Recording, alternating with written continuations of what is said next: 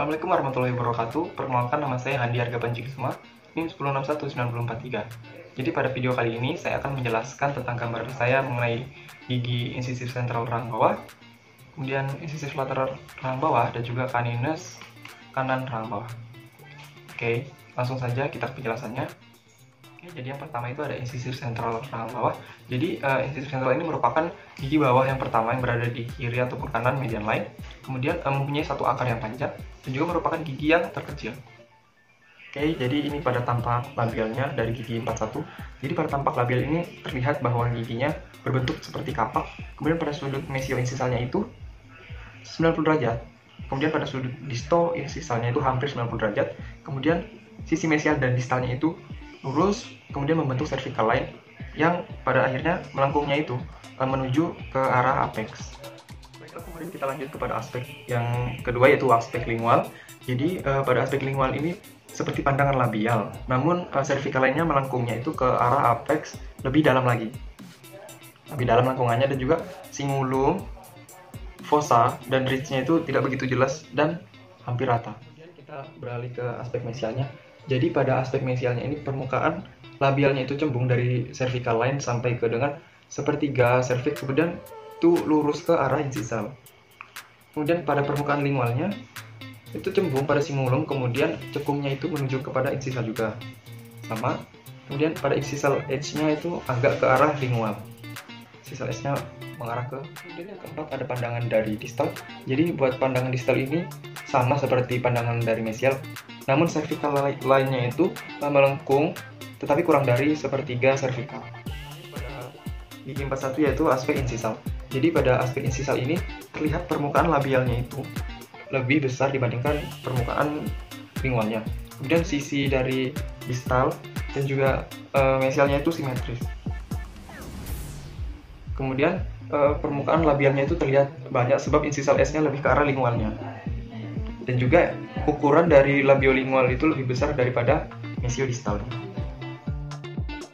Jadi yang kedua itu kita akan membahas mengenai gigi insisif lateral rahang bawah. Jadi gigi insisif lateral rahang bawah itu merupakan gigi bawah kedua yang berada dari kanan ataupun kiri median line, kemudian mempunyai satu akar dan juga.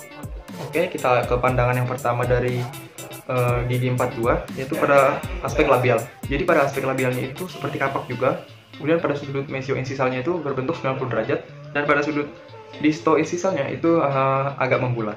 Kemudian terlihat seperti U apabila insisif satu bawah tengah seperti V. Kemudian cervical line-nya itu melengkung ke arah apex. Jadi bagaimana sih cara membedakan gigi insisif bawah dan juga gigi insisif rahang atas itu? Jadi cara membedakannya itu dari terlihat pada cingulumnya.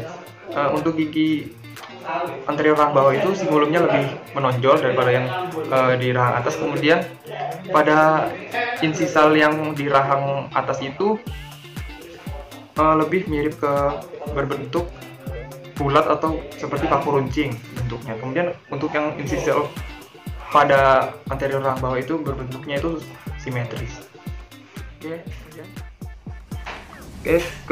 Kemudian pada pandangan yang kedua yaitu lingual. Jadi pada gigi 42 ini lingualnya itu pandangannya sama seperti labial, tapi terdapat fossa dan juga cingulum. Kemudian cervical line-nya itu juga melengkung ke arah apex. Lalu bagaimana sih cara membedakan gigi anterior rahang bawah dan juga rahang atas? Jadi perbedaannya itu terletak pada di cingulumnya. Untuk cingulum rahang atas itu berbentuknya W, kemudian untuk cingulum rahang bawah itu berbentuknya V. Kemudian untuk insisalnya pada rahang atas itu berbentuk seperti paku runcing dan juga ada yang bulat. Namun untuk pada insisal rahang bawah itu berbentuknya simetris. Oke, kemudian kita lanjut kepada aspek yang ketiga, yaitu mesial. Jadi pada aspek mesial ini permukaan labialnya itu cembung sedikit pada sepertiga cervical, kemudian lurus. Jadi cembung kemudian lurus, dan juga permukaan lingualnya itu terdapat cingulum, ini cingulum, dan juga cervicalnya itu menuju ke arah insisal. Oke, kemudian pada pandangan distal, jadi bentuknya ini terlihat seperti sama seperti mesial, namun yang membedakannya yaitu untuk cervical line-nya ini tidak sedalam pada aspek mesial. Terakhir dari gigi 42 itu insisal. Jadi pada aspek insisal ini permukaan labialnya itu lebih lebar daripada permukaan lingualnya. Kemudian garis insisalnya itu agak miring. Agak miring di mana sebelah distal itu lebih ke arah lingual. Sebelah distal itu lebih ke arah lingual. Kemudian kita sampai ke gigi yang ketiga, yaitu gigi caninus rahang bawah. Jadi gigi caninus rahang bawah itu merupakan gigi ketiga yang berada dari kiri ataupun kanan median line rahang bawah. Kemudian dibandingkan dengan caninus atas, caninus bawah itu lebih ramping dan juga berakar satu yang panjang. Oke, langsung saja kita ke pandangan yang pertama, yaitu pada pandangan labial. Jadi pada pandangan labial itu mempunyai dua lereng, mesial dan juga distal, di mana lereng mesial itu lebih pendek daripada lereng distal. Kemudian jarak mesiodistal lebih kecil dari mesiodistal caninus atas. Kemudian untuk cervical line-nya itu hampir seperdua atau setengah lingkaran dan melengkung ke arah apex. Kemudian kita lanjut ke pandangan lingual. Jadi pada pandangan lingual ini, cingulum, ridge, dan fossa itu tidak begitu jelas terlihat. Kemudian untuk cervical line-nya itu melengkung ke arah apex. Jadi melengkung ke arah bawah. Kita melihat bahwa di aspek mesial ini bagian insisalnya itu tebal.